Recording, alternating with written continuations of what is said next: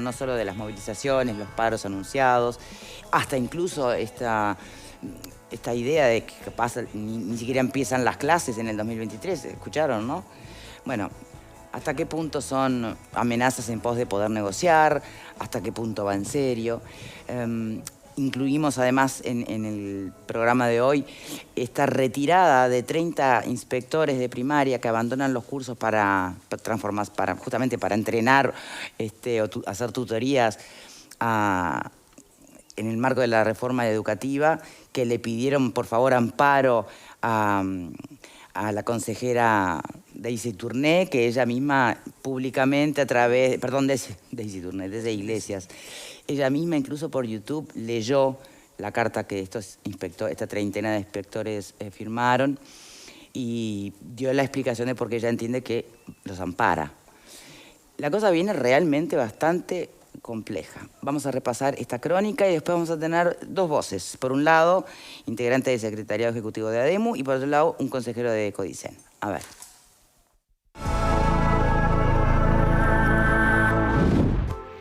30 inspectores de primaria decidieron abandonar la formación para la transformación educativa y pidieron apoyo a los sindicatos docentes ADEMU y FUM luego de alejarse de esta instancia obligatoria. En una nota fechada el 14 de octubre, sostienen que la capacitación comenzó en septiembre e incluyó 7 encuentros virtuales. Afirman que tras los encuentros tienen mucha confusión y escasa información porque los planes y programas aún no están prontos. No se profundizó en los documentos que hacen esta reforma, sino en cómo colaborar para la implementación y puesta en marcha, sostiene el documento. Explican que deben hacer la tutoría a un grupo de maestros directores, evidenciando un trabajo de escasa o nula seriedad que no condice con una tutoría, afirman. Asumir tutorías de otros colegas requiere de una preparación y conocimiento profundo de esos documentos de la transformación curricular. Son cargos muy directos en vinculación con las autoridades. Por tanto, para dar este paso, tienen que haber tenido una importante reflexión y además tienen que tener mucho de valentía.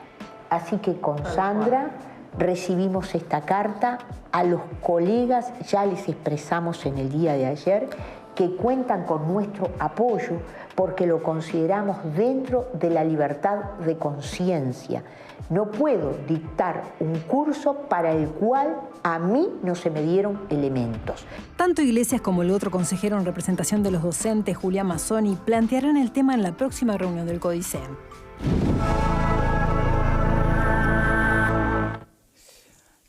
Bueno, muy bien. A ver, como les decía, vamos a tener por un lado una telefónica con un consejero del Codicen, Juan Gavito, y por otro lado nos está acompañando aquí en piso Alejandra Ostria, que es integrante del Secretariado Ejecutivo de ADEMU. Bien, es muy clara Daisy Iglesias, como siempre, a la hora de expresar el punto, ¿no? La explicación del porqué de la retirada de esta treintena de inspectores. La hemos escuchado ya, o por lo menos lo que tenía que ver con el contenido de ese documento. Si hay que resumirlo, es bueno, para dar una tutoría tienen que tener muy manchado el conocimiento sobre los programas y cómo va a ser, ¿no? Más allá de la estrategia de implementación, que es lo que venían recibiendo por parte del gobierno. Y entienden además que los programas van a estar prontos recién el 24, por lo tanto, ¿cómo sería para poder enseñarlo? Y apelan a la libertad de conciencia, ¿no? Bien, eso por un lado. Sobre este punto en particular, si me permiten, ya tenemos la telefónica con Juan Gavito, consejero del Codicen. ¿Cómo le va? Muy bien, ¿y ustedes? Muy bien, muchas gracias. Viene complicado, ¿no? ¿Cuál de las cosas? Porque ahora estoy saliendo de una sesión para comunicarme con ustedes un minutito mientras es un intervalo. Bien, le voy a ser más concreto. Sí. Después, si quiere, hablamos de las manifestaciones, los paros y las huelgas, pero en concreto la retirada de los inspectores. ¿Qué reflexión hace sobre el tema usted? Primero dimensionarlo, ¿no? Porque estamos hablando... ¿Una treintena? ¿Qué es? ¿Qué porcentaje de menos de un 10% de la totalidad de los inspectores, o sea, para estimarlo cuantitativamente, o mejor dicho, para determinar la importancia. Segundo, la informalidad del planteo, porque no hemos tenido notas ni individuales ni grupales, sino que ellos se dirigieron a su gremio y es su gremio el que hace de intermediario dirigiéndose al Consejo. De modo que nosotros vamos a esperar las instancias formales para considerar esto con la seriedad que se merece, pero entendemos que está dentro de su responsabilidad funcional poner en práctica las directivas que la autoridad legítimamente establezca. Claro, bueno, así lo entienden y por eso están buscando el amparo de su respectivo gremio, ¿no? Bueno, como tantas otras cosas, cada quien tomará las decisiones que le Bien. competan, pero quiero decir, inferir de ello que hay una férrea oposición que haga imposible la aplicación de esta reforma, creo que es un exceso. Cada quien tiene la libertad de pronunciarse y tomar las medidas en el plano laboral que entienda pertinente, pero eso no implica que sea un obstáculo insalvable para seguir adelante con un proceso que está planificado, pautado desde hace bastante tiempo y que todo el mundo conoce. Bueno, ese es el punto. Aparentemente, entre lo que expresan tanto docentes como estudiantes y directores, es eso, ¿no? La falta de conocimiento concreto de los programas y eso es lo que ponen sobre la mesa. Y desde ese lugar entienden, en la defensa de la educación pública, bueno, parar las rotativas. Bueno, lo que pasa es que invocando la educación pública hay gente que hace cosas muy contradictorias. Todos esos docentes están representados acá en el seno del Consejo por 2 consejeros electos que no han votado en contra de esta reforma, que simplemente se abstuvieron. Es más, uno de ellos dijo, la montaña parió un ratón. Entonces, si esta reforma, que parece un ratón parido por la montaña, está generando una oposición que pareciera de montaña. Que se paralice toda la educación pública que se dice defender y que en cambio se está desprestigiando, porque ustedes han visto lo que ha pasado hoy mismo y en otros momentos en manifestaciones en la calle. Sí. Durante la época de la emergencia sanitaria todos decíamos la presencialidad es fundamental, hay que defenderla porque de lo contrario estamos privando de un derecho humano fundamental a los educandos y dentro de ellos los más débiles. Resulta que ahora se está borrando por el codo todo lo que se afirmaba a priori, y entonces hay una gran contradicción, sinceramente, y creo que la opinión pública claramente está percibiendo de qué lado está, no digo la razón, pero por lo menos las actitudes de razonables. Sí, hablando de actitudes, justo estamos viendo en pantalla el incidente con este ciudadano argentino que ocurrió hoy en la manifestación. Con algunos colegas de ustedes. Sí, también hubo problemas con camarógrafos, ¿no? Entonces, me parece que se están perdiendo las referencias y eso, lo mismo que en el día de hoy. Pero me permite... Privar de la alimentación escolar a los estudiantes y negarse a establecer guardias gremiales, que hayamos tenido que acudir al ejército para que nos ayude la distribución. Ya estamos llegando a extremos que me parece que van más allá de una oposición de orden técnico. Acá hay otra cosa que los televidentes juzgarán. Por supuesto. Pero yendo en concreto a los reclamos de falta de conocimiento de los programas, ¿no? ¿Cuándo pero eso les asiste razón, no? No. Acá este programa en general fue anunciado en agosto de 2020. Hubo toda una instancia de consultas previas con referentes académicos, con referentes sociales, con los propios sindicatos, con los partidos políticos. Se fueron quemando etapas y ahora estamos en la última etapa que corresponde a los programas de la malla de asignaturas que van a permanecer o van a ser modificados. Pero eso no es un obstáculo insalvable porque todos hemos participado en cambios curriculares donde ni siquiera se pusieron los programas sobre la mesa. En el año 2006 se cambió totalmente y para los 3 años el ciclo básico de secundaria y en el 2007 para la UTU. Y no hubo esta manifestación. Entonces creo que se está buscando cualquier pretexto para obstaculizar un cambio que es impostergable y que todos los números y todas las manifestaciones sociales están demostrando que es. impostergable. Bien, usted hacía referencia a poner las cosas de perspectiva, a que no era muy fuerte toda no era tan férrea la oposición a esta reforma, pero bueno, cuando uno mira los informativos... No, bueno, pero lo que pasa es que una cosa son grupitos organizados muy ruidosos y otra cosa es el colectivo que tiene 65.000 funcionarios. Yo lo que estoy diciendo es que no hay coherencia entre la actitud de sus representantes institucionales y la actitud de los sindicatos, en este sentido, lo altisonante de su reacción.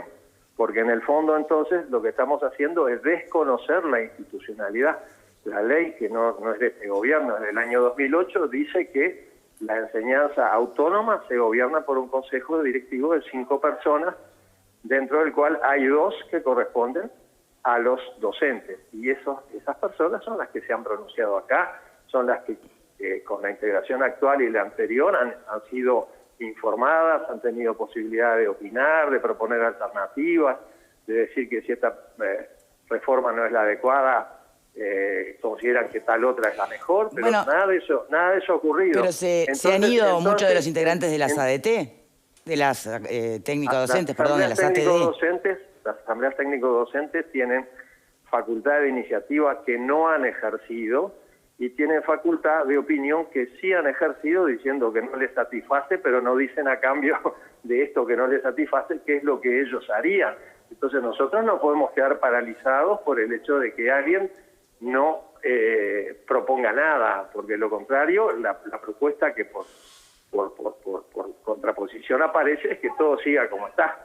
Entonces nosotros tenemos una responsabilidad jurídica y ética de seguir adelante con un cambio que nos parece que es el que la sociedad uruguaya está reclamando y que creemos que además la sociedad uruguaya refrendó no solo en la elección pasada, sino en la ratificación de la ley de emergencia. Entonces me parece que pensar o proponer que no hay tiempo suficiente es simplemente tirar la pelota para adelante y perjudicar a la sociedad uruguaya manteniendo un status quo que es totalmente negativo.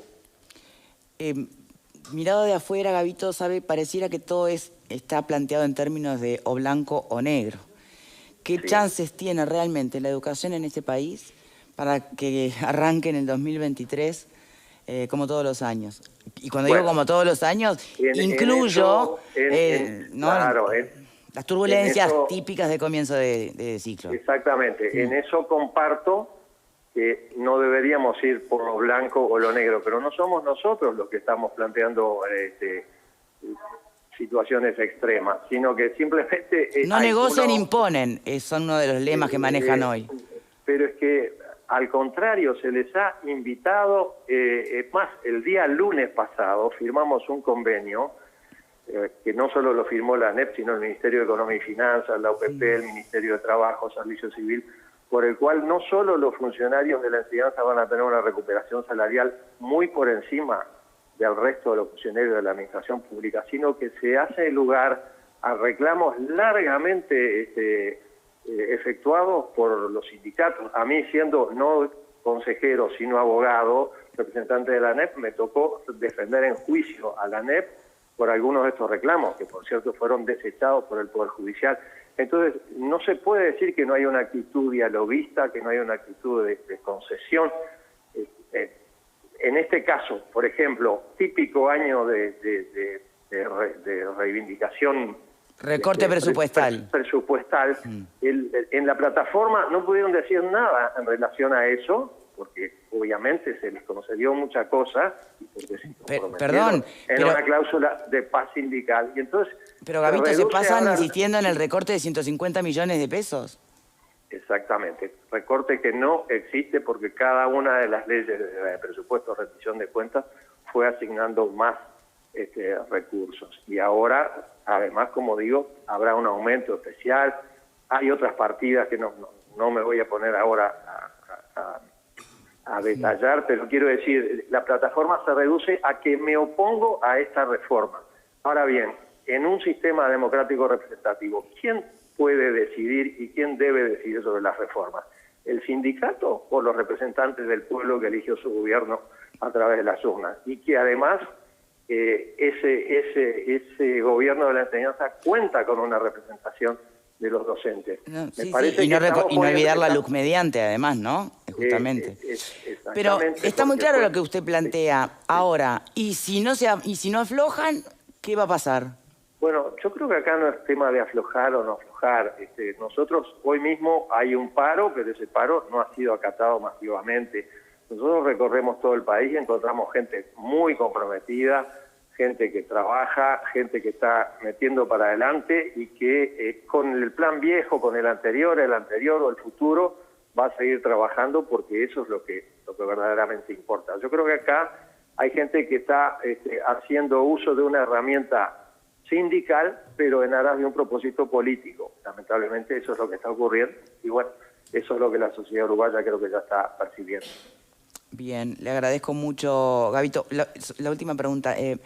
¿Hay posibilidades de que se sienten en una mesa no oficial, si se quiere, pero en este contexto, no sé, Pero hay consejeros del muchas- CODICEN, dirigentes de los Sí. sindicatos?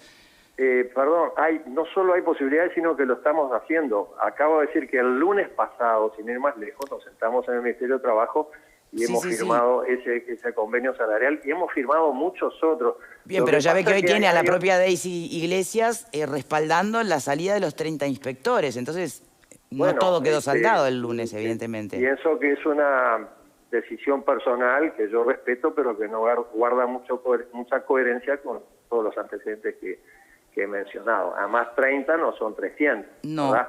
¿Y entonces a estos 30 me se les van a parece, poner sanciones? Mire, no lo sé, eso no lo hemos evaluado. Ni siquiera tenemos un informe de primaria todavía porque estas personas, en lugar de dirigirse a su jerarquía, que es la que a su vez debería dar los argumentos técnicos, lo han hecho por vía sindical. O sea, hasta ese punto se han trastocado para mí los valores de cómo se debe entender la función pública. Muy bien. Juan Gabito, muchísimas gracias por su tiempo. de A verdad. las órdenes. Gracias. Consejero de CODICEN. Vamos a hacer una pausa y después regresamos con la trupa aquí en el panel y con nuestra invitada. Ya venimos.